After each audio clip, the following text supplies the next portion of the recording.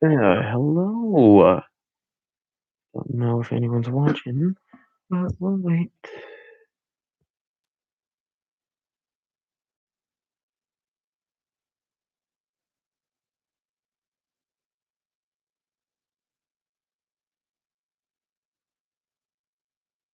And welcome to our first viewer.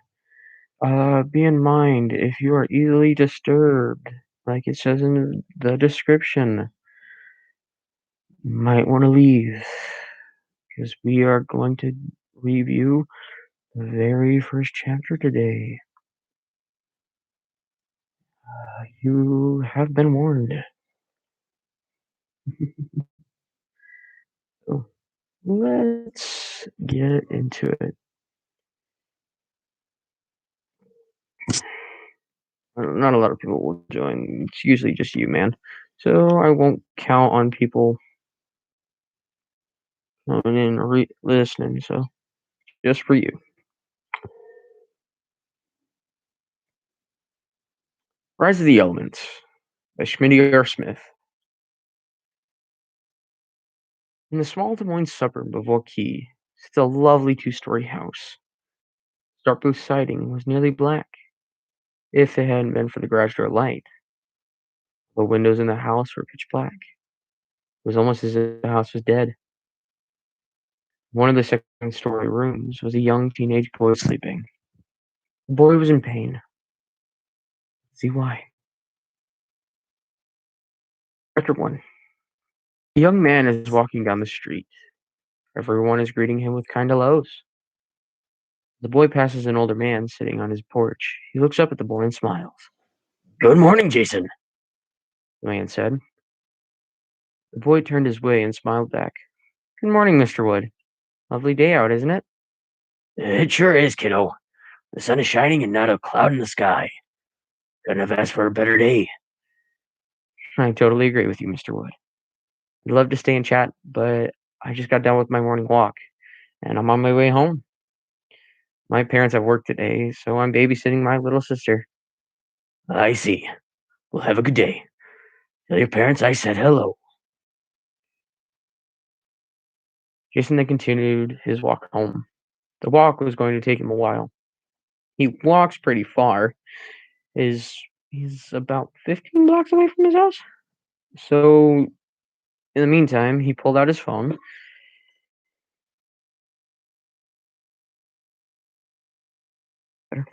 He pulled out his phone and looked through his contacts. He stopped on his friend Max's contact. He hesitated for a bit, then hit call. The phone rang for a bit, and a high-pitched voice came on. "Hello?" The voice asked. "Hey, Max," Jason replied. "Oh, hey, Jason. What's up, man?" "Not much. Just on my morning walk. What about you?" "I'm playing the new FPS that Light Games came out with.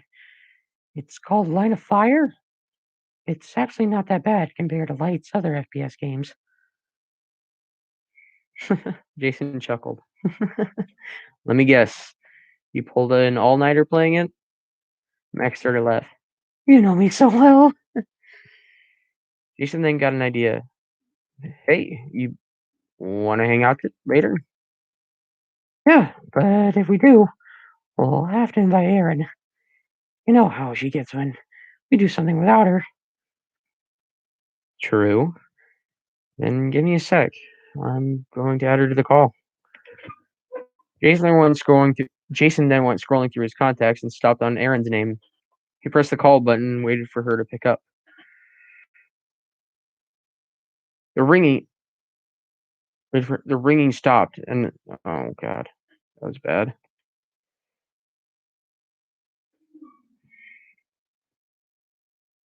The phone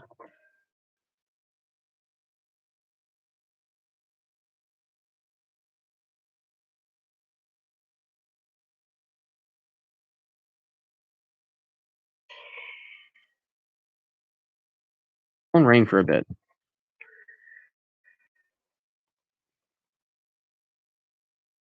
When When the ringing stopped, the girl's voice came on. It sounded like she just woke up.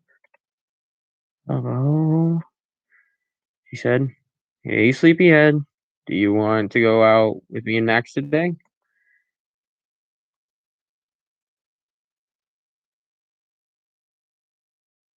Yawned. "Yeah. What time now?" "I have Max on hold so we can discuss that after I merge the calls."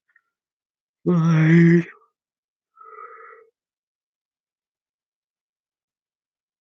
Jason then went back to Max's call and clicked the merge button. "Guys, what time do you want to hang out today?" Max wasn't paying any attention. Something must have gone wrong in his game because he started to yell. "God damn it! Son of a—" "Max!" Aaron screamed. "Oh, crap." He picked up the phone. "Sorry, forgot I was still on the phone. Now, what's up?" Jason rolled his eyes. "What time do you want to hang out today?" It was quiet for a bit. How about now? Like, I could use a break from the games. And I mean, I really need it. Because I'm about to smash the controller." "Aaron?"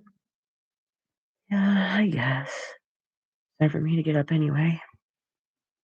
"Okay then. So are we meeting at our normal place then?" Jason asked.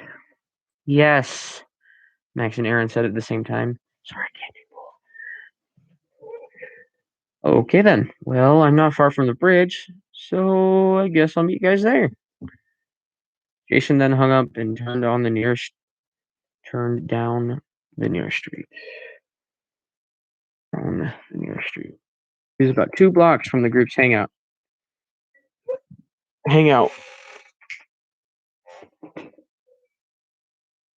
The friends hang around one of the abandoned railroad bridges. It has its own abandoned shack and a little pond. As Jason walked in the bridge's direction, he was about a block away when a small girl walked up behind him and jabbed him in the legs. He went down on one knee. He was quiet for a bit, then started to laugh. "Good to see you too, Aaron. But do you always have to do that?" The girl came from behind Jason. She had a devilish grin on her face. "Of course, dummy. It's the perks of you being tall," Aaron chuckled. "I hope you I hope you know I'm always going to be tall," he said with a laugh. "Yeah, I know. Weren't you born in the Netherlands or some European country, and that's where you get your height?" "Part of that is correct. Yes, I'm from the Netherlands, but no, I was not born there. My parents, on the other hand, were, and I get my height from both of them. My parents are actually above average even for our heritage. The average height for Dutch men is 5'11", and my dad is 6'10". And the average height for Dutch women is around 5'6", 5'7". Oh, I said that wrong. The average height for Dutch men is 5'11". My dad is 6'10", and the average height for Dutch women is around 5'6" or 5'7". Yeah, my mom is 6'8", and is still the smallest girl in our family. So it wasn't gonna be a big shock that by the time I was in high school, that I would be around 6'2". "Thanks for the facts, dude, but don't do that till school is actually in session," Aaron said, annoyed. She realized something. Wait, if you weren't born in the Netherlands, then where in the hell were you born? Because you didn't move to Des Moines until third grade. Huh. Now that I think about it, I haven't told you guys where I was born and raised. Yeah, so start spilling. Fine. So while my parents were in the Netherlands, things were starting to get bad in the city they lived in. More people were getting robbed and jumped. My mom was pregnant with me, so they decided to move to the small town in America where my dad's brother Finn moved to a couple years ago, years before. Wait. Aaron interrupted. Yes, Jason said, confused. city was so bad that your parents decided to move as they were having a kid? Because why not have you in the Netherlands, then move to America? Because the city they lived in was Amsterdam, and the nearest hospital was having kids stolen from it. So they packed everything and moved to America. Their first flight landed them in Chicago. Then they got on a smaller flight and headed for Des Moines, where they met my Uncle Finn. My uncle then drove them to the town he lived in. This town was called Manning. Manning, as small as it is and as it was and still is, had its own hospital. So after they moved in with my uncle for a few months, they started meeting with the doctors at the hospital. They also found a house in the country where they could raise a family. And so they bought the house and moved out of my uncle's. I believe about 2 months down the road after moving, I came into the picture. I was born in room 203 at Manning Regional Healthcare Center. So there you go. Now you know where I was born and grew up. Interesting. Then one of these days we'll have to go see Manning to see if you recognize it. Jason's face darkened. Yeah, I wouldn't recommend that, he said with a grim tone. Aaron looked up at him, confused. Well, why not? It's the place where you grew up. Why don't you want to see it? His eyes narrowed. That place caused me nothing but pain. Like hell I would ever. Oh, that was bad. Hell I would ever walk back into that town. The town treated my parents and I like we were nothing. They made fun of us for being foreign. They called us names and threw stuff at our house. Don't even get me started on the school. You have teachers who don't give a flying fuck about you and are only there for the money. They did absolutely nothing but sit on their happy asses and read a magazine. He looked up in the sky and yelled, "Fuck you, Manning, Iowa." Aaron was worried. Come on, man, you can't be that serious about the town. I highly doubt that teachers were that bad. I mean, look at what we got for teachers. Yeah, Manning's teachers were 10 times worse, especially Bukowski. His face turned to pure rage. That bitch didn't have a damn clue on how to raise a kid, let alone teach one. Why? What was so bad about her? So in the second grade, we had pretty big desks. These desks had an opening in them so we could put supplies in them. Now, a boy in my class had walked in and decided to work on the art project we got the other day. So he went to his desk and reached in for his scissors. Now, this kid's desk was a mess, a huge mess, and finding things was a challenge. It wasn't a surprise when we found out that his scissors were open when he grabbed them. So when he pulled them out, he cut himself. None of us knew until we heard a girl scream. All of us turned to see why she screamed, and the kid's whole arm was covered in blood. Like I'm talking covered. Like I'm talking covered.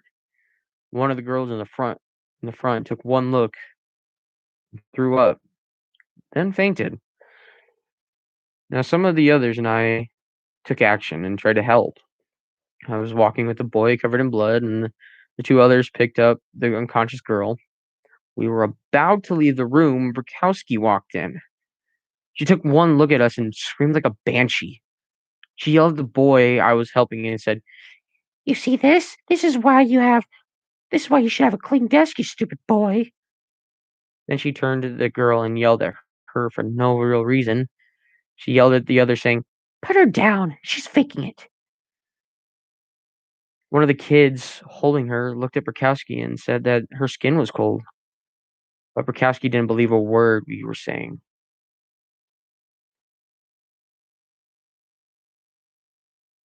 So I just ignored her and turned to the others and said, "Come on, guys, let's just get them to the nurse." We all started to walk out the door when Bukowski followed.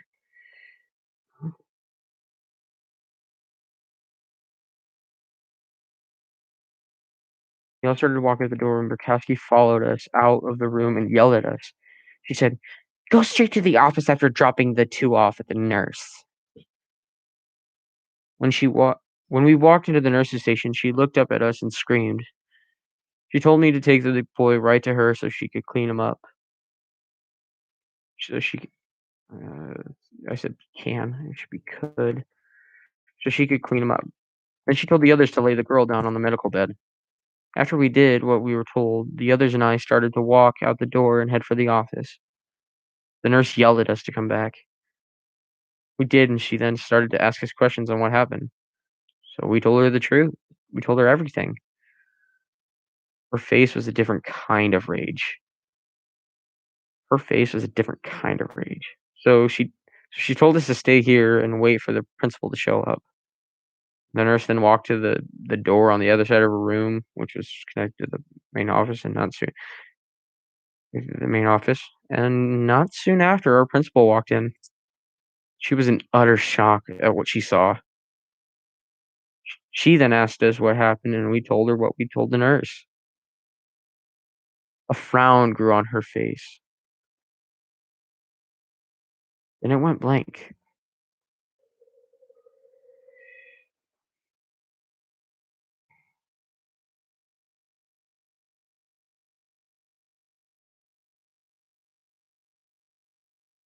Then her face went blank. "Don't worry, boys. You're not in trouble. Let me take you back to class, okay?" As we walked through the hall back to as we walked through the hall back to Prokowski's, we were quiet. We were too scared to say anything on account of the principal being there. We were also afraid of what Prokowski would say when she saw us walk back into her room. As we opened the door to her class, the others were also quiet. They didn't want to be the ones who told Burkowski that the principal was here with us. When we walked into the room, she looked up from her desk to see us and started yelling, "You dumb boys! You dumb kids! I told you to go straight to the office, but of course you don't listen. You're too stupid." Just then, Miss Porter, our principal, walked in behind us, and Burkowski got quiet. Miss Porter turned to us and told us to go to our seats. We did what she said, and as we walked to our desks, she turned back to Burkowski and her frown reappeared. "My office right now," Miss Porter said sternly to Burkowski. Burkowski then started for the door, and Miss Porter followed after her. We sat there for about 10, 15 minutes. Then Burkowski walked back in, and her face said it all. She was mad that the kid she tried to get in trouble got her in trouble instead. She went back to her desk and didn't say a word. She looked at me and the others with a look of hatred. As kids started getting books out to read while she pouted, the boy walked back into class. Krasky's eyes fixed on him, and it seemed like she was going to kill the kid. She got up from her desk and went to his desk. She then picked it up,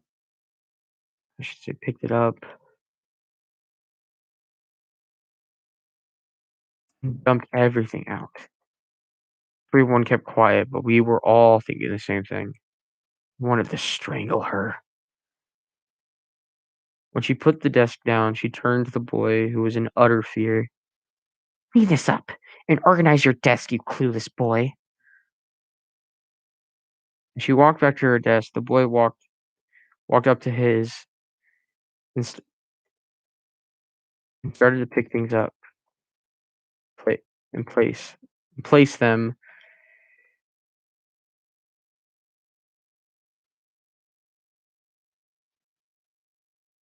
to the mess. And started to pick things up and place them as neatly in his desk as he could. Everyone in the class felt so bad that for what she was doing to him that we all got up and started to help him. We picked things up and placed them on his desk. Mikowski saw this and started to yell. She told us to head back to our seats and have him do it himself. None of us listened to her because after dumping his things on the ground, we stopped caring about what she wanted. She learned real fast that day that even second graders weren't going to take her shit. She still tried to put fear in our eyes to make us feel small. After we helped the boy, she started to go around to other kids' desks and tried to dump their things onto the floor. The kids whose desks she walked up to started to run towards their desks, put their hands on their desks so that she wouldn't dump anything. I was still with the boy when helping him arrange things so she didn't get mad. Then a girl said, "Hey, Jason, you." Hold on, I gotta change that.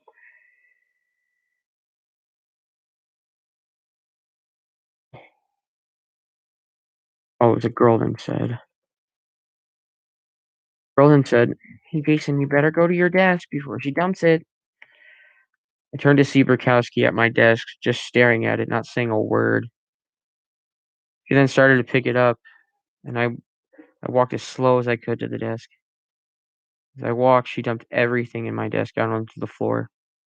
One particular thing fell out, my supplies, and when Burkowski saw it, she put down my desk and picked it up. Once again, Aaron interrupted the story. What was it? Now it looked like Jason was going to cry. All the hate in his eyes died, and he just stared at the ground. He then sighed and looked at Aaron. That was not a good time. I'll tell you later. It's today, I don't know. Could be for a very long time. Why isn't it a good time? When she looked into his eyes, she saw that talking about this was making him upset. She hated to make him cry, and sometimes she didn't even mean to. I'm sorry, Jay. I'll stop if you'd like. I'm sorry. It's just something I don't want to talk about. Just then Max came up from behind. He had a smile on his face, but it quickly died after he saw them. What happened? Aaron gave him a evil glare, giving him the sign to shut up before she hit him. Giving him the sign to shut up before she hit him. Did I say that right? As they walked, no one spoke. No one knew what to say. Max then started to talk. Hey, Jason, you wanna fish at the pond with me? Jason looked down and smiled. Yeah, sounds fun. Besides, we're here anyway. As they reached the bridge, they walked under it and headed toward the shack. When they reached the shack, Aaron dug into her pocket and grabbed a pair of keys. She walked up to the door and put one of the keys in the keyhole. She turned the key in the door and opened the door. When everyone was inside, Jason turned on the light that they had put in. He walked over to the table in the middle of the shack and sat down in one of the chairs. Max and Aaron followed his lead and sat down in two of the other chairs.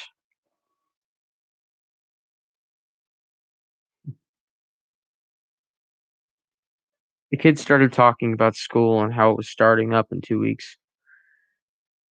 As Aaron and Jason continued the conversation, Max got up and walked over to a closet. When the when he opened the closet door, a fishing pole fell on top of him. As he pushed it away from him, he was about ready to go out to the pond and fish, but as he reached the door, he got a call on his phone. He took the phone out of his pocket and saw that it was his dad calling.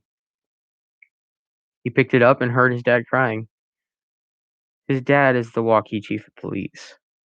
There have been times where his dad would come home crying after being at a crime scene. Hey, Dad, what's wrong? Con- Concerned. His dad took a breath. Nothing, Max. Nothing, Max. Just incident today.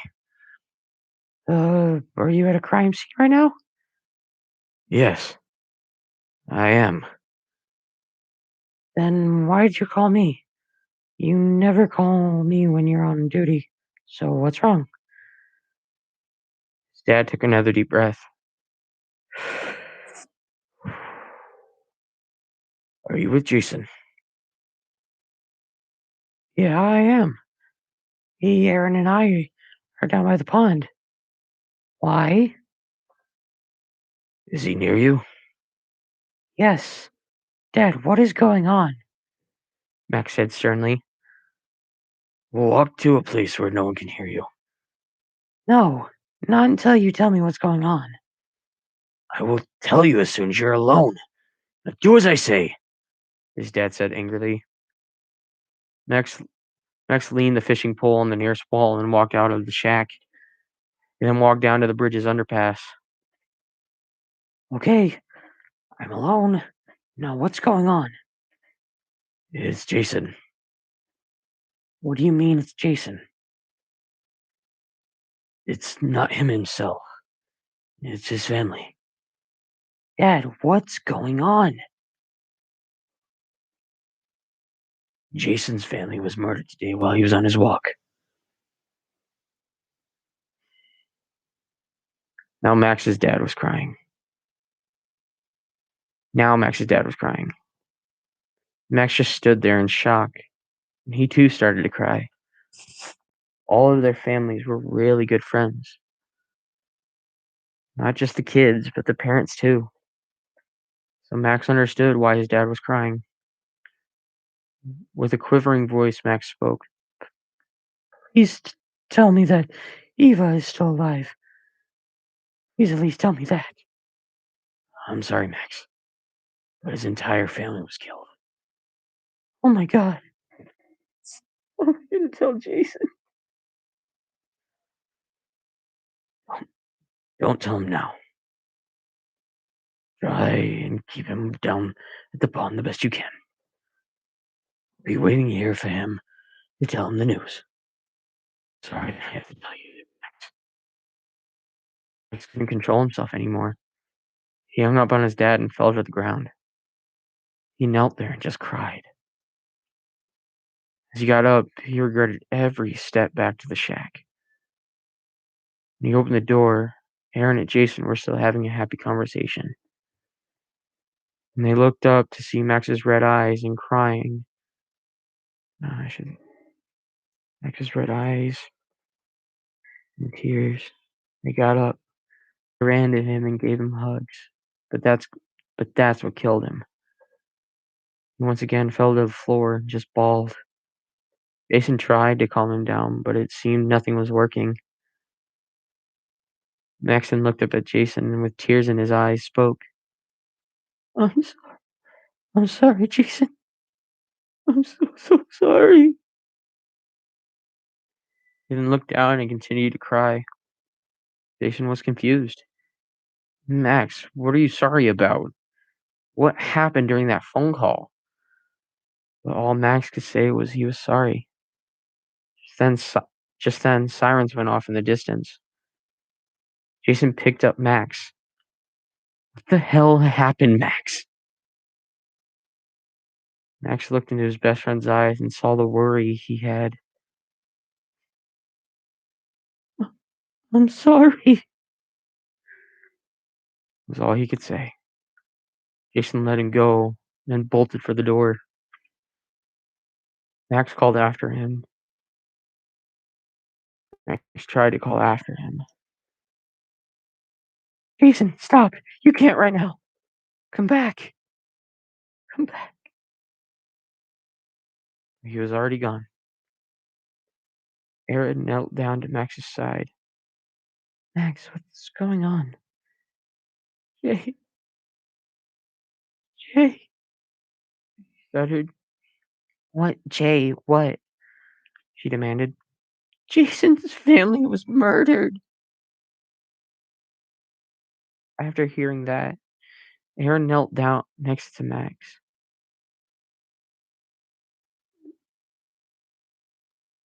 No, that's a double standard because she already knelt down.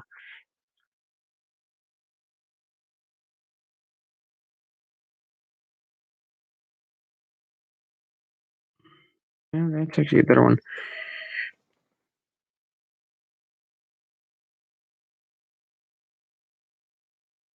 Aaron lifted Max's head. Max, what's going on? After hearing that, Aaron knelt next to Max. Ne- Knelt down next to Max. At first, she thought he was joking. Then they locked eyes, and at that moment, she knew he was telling the truth. Tears started to fill her eyes. She too then started to cry.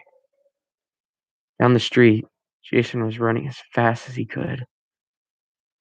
When he turned on his street, he saw ambulances and cop cars passing by. They were going in the direction of his house. He then sprinted as fast as he could. When he got near his house, there were a bunch of cops and EMTs. Some were walking in and out of the house. A pair of EMTs walked out of the house carrying a gurney. There was a giant white sheet covering a very small body. Tears filled his eyes. He tried to stop Jason from going to see the body on the gurney, but he was no match for Jason. Jason just walked right on by. As he got closer to the EMTs, he asked them to stop. They did and turned to him. One of the EMTs almost cried when they saw him. She looked at him and just like Max, "So sorry, Mr. Smith." Jason ignored her and continued to walk toward the gurney. Max's dad ran after him, but he was too late. Jason lifted the white sheet to see his 2-year-old sister lying there with a gunshot to the chest. He just looked down and cried. When Max's dad reached him, he was already on the move and heading toward the house.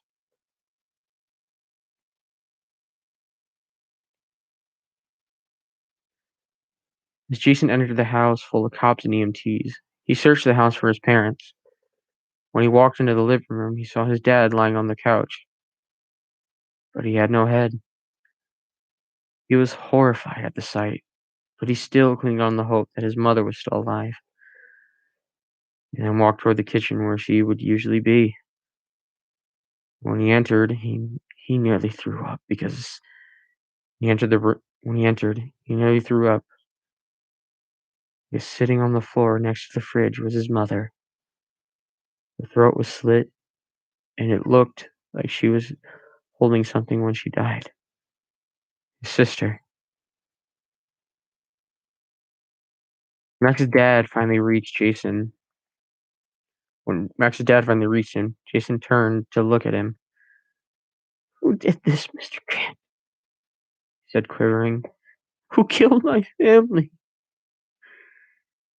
He then launched himself into Max's dad and just hugged him. Mr. Grant hugged Jason back, and he too started to cry. After a few minutes of just crying, they pulled away from each other and looked at one another.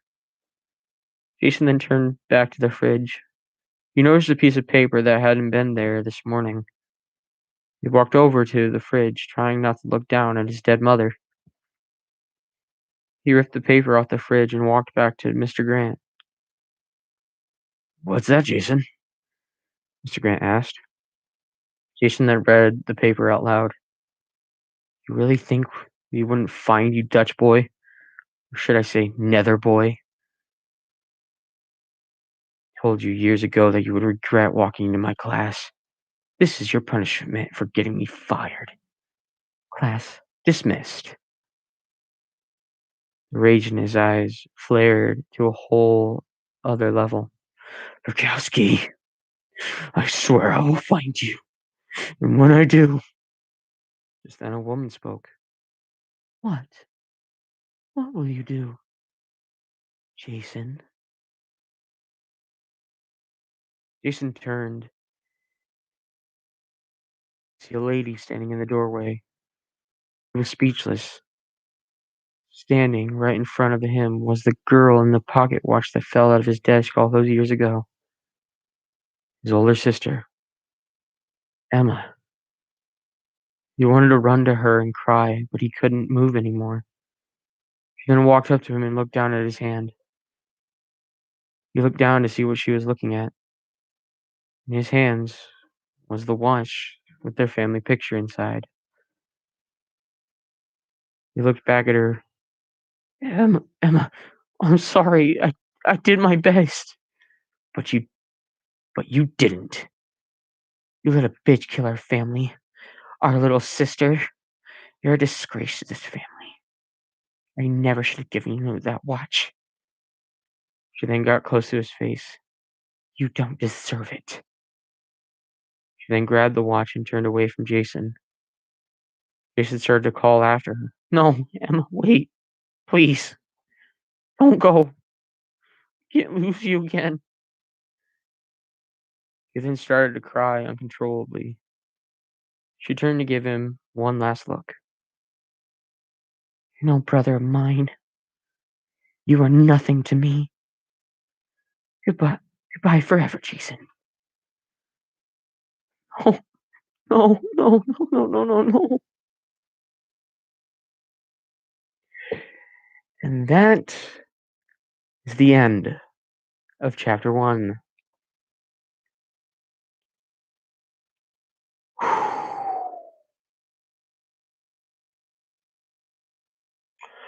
Hope you enjoyed it. Um, I will do I will still be doing live streams about working on the chapters, but I will do one major live stream to read one of the next chapters, so you guys like, I won't spoil anything in the second chapter, so but I will say one thing. The narrator says something before chapter 1 begins. You can remember that. You'll understand the ending of chapter 1. That's just something to keep in mind. Other than that, um, the next few streams will be working on chapter 2, Rise of the Elements, or on the books, but it's still probably gonna be Rise. Chapter 2 is also gonna be a little bit long. And, if you enjoyed the story, give that like, give it a like, wherever the like button is, I don't know. Um, comment down below your favorite part, or well, I'll do it on a video. I'll do a this is a live stream, but I'll actually make a video about the book and I'll post it. Uh, when it does, like it, subscribe, and comment down below. What would you like to see in chapter 2? And if I like the idea, I will write it down and add it in. And as always, have a freaky day.